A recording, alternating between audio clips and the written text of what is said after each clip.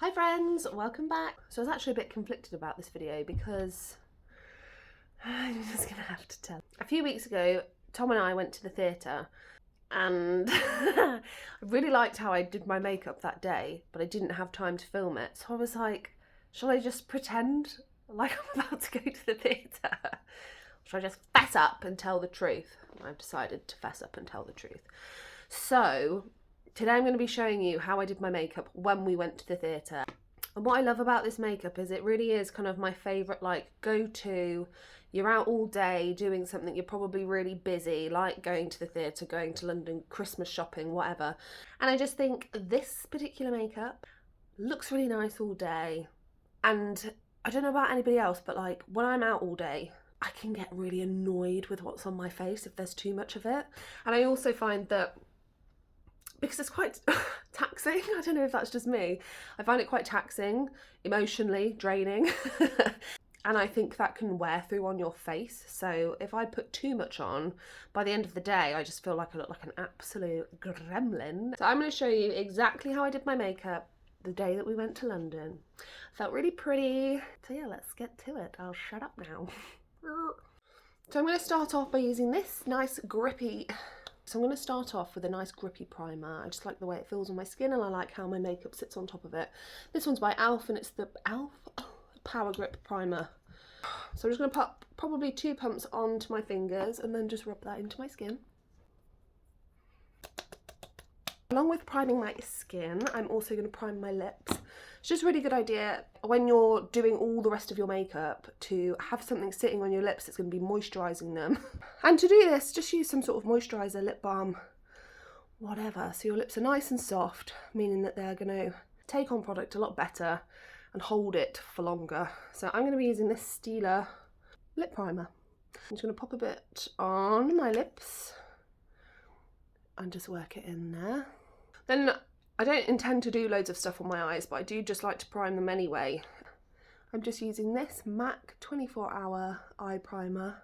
This is my favourite eye primer, I think. Anyway, so that is my face primed. I'm going to wait for that to dry before I move on to the next step. We're back, everything is dry. First off, I like to do a light layer of coverage all over my face, and to do this I like to use a tinted moisturiser. I like to keep my face nice and moist with my products because I find travelling and stuff can really dry me out. And having a long day out can be quite dehydrating, so I like to keep my face looking nice and plump and moist. I'm just going to pop a little bit onto my finger. I really don't use a lot. And although I do really like this tinted moisturiser, it's from Beauty Pie and it's in light, it does come through quite orange. I don't know, I've just got a bad batch, which is fine for summertime, but obviously I'm very pale at the moment. I'm going to rub this in with my fingers all over my face. There we go, so rub that in completely and you can see that it's not quite my colour at the moment. Next up, I'm going to focus some of this more in the centre of my face. This is the Pace Collagen foundation. I bought this on a complete whim. I think I got it in TK Maxx, but I love it. I love how it looks on my skin. I'm actually running out and I don't know where I can buy it. I think it's like a European brand. I don't know if you can actually get it in the UK. Maybe I need to do some homework. Anyway, so I'm just using the spatula that it comes with to just pile it over on the back of my hand. And again, just using my fingers, I'm just going to focus this in the centre of my face and then work it outwards. And I just love how it looks on my skin. That was quite a lot for me. But I find, like, no matter how much I put on, it never looks like I've got loads on, which I really like. It's very moistureful. It's not a word. Right, and then actually I'm going to move on to my cream contour before I do my concealer, because I'm very like one tonal light scale at the minute. If I keep adding light, I don't actually know how much light I need, so I'm going to add some darkness back in, and then that's going to be able to show me like how much concealer I actually need. You have to excuse me, I've got the most horrendous heartburn. I'm actually 28 weeks pregnant tomorrow, which is wild, because I feel like the video that I told you that I was pregnant, I was like 14 weeks pregnant, and now it's like we're having a baby. Moving on, folks, I'm going to be using this Kiko sculpting stick in shade 200.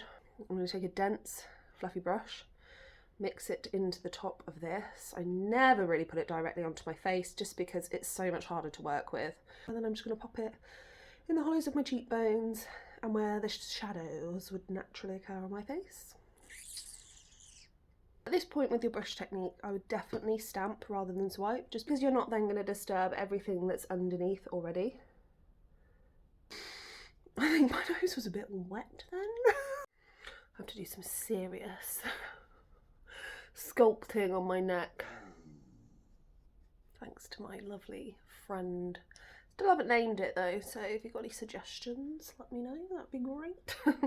Then with a slightly fluffier angled brush, I'm going to be adding a bit more liquid bronzer, just because I love the way it looks on my skin. And I've been using skin tint for a really long time as my liquid bronzer, just because it's not so heavy and I like the way that it works with the rest of the products that are on my skin because they're also not super heavy. I've just popped some of this Fenty Eavesdrop skin tint in 17 onto the palm of my hand, and again I'm going to work it into the brush fully. I don't ever put it directly onto my face just because it gives me a nicer, subtler coverage. And just on top of what I've just done there with that Kiko stick. And although probably to some people all these layers might feel a little bit excessive, but I swear that's the secret to your makeup lasting all day long. There's tiny little layers of different products. That's what I tell myself. Anyway. Now I'm going to put on a little bit of concealer. Not that much though, because I think my face is looking relatively bright. And I'm really enjoying using this Makeup Forever concealer at the moment. Ultra HD concealer. And this is in shade 22. And I'm just going to focus this in the corner of my eye and just really pinpoint it to the centre of my face. So I'm not going to blend it in yet, I'm going to let it sit for a minute. I've always had redness around my nose, so I like to conceal that. And for a reason that I still don't know, I just pop some here. And I'm just going to take a clean finger and blend that all out. Little taps. Could be here for a while. So there we go, that's my face concealed. Signed, sealed, delivered. Now we're going to move on to blusher. And again, I always do liquid and then I do powder. Today I'm going to be using this cloud paint by Glossier and it's in Beam. It's a lovely, quite soft, peachy colour. Popping it on the back of my hand. And I'm just going to pop this on top of and slightly above the bronzer that we've done. That's all the cream products done. I'm going to set my face with all the different powders, then move on to my eyebrows. So taking my random bronzing palette that's full of lots of different bronzers that I can't remember which any of them are. I'm going to take a nice big fluffy brush, pick a relatively light bronzer, whiz that all over the top of what I've just done really quickly, quite haphazardly. Then I'm just going to sort of brush off any excess of that brush, and I'm actually going to use the same brush for my powdered blush, which I'll be using this one, which is Peaches by MAC. Again, I'm just going to tap it directly on top of where I put the blusher. And then I'm going to take a product that I've been really enjoying using. I've only recently purchased this, and it's the Laura Mercier. It's the Laura Mercier Translucent. Oh, stop it! It's the Laura Mercier setting powder, translucent setting powder. I'm going to tap some into the lids. Now usually I would just go in and use like a fluffy brush, but because I want this makeup to last all day, I'm going to be using a powder puff to press the powder into my skin.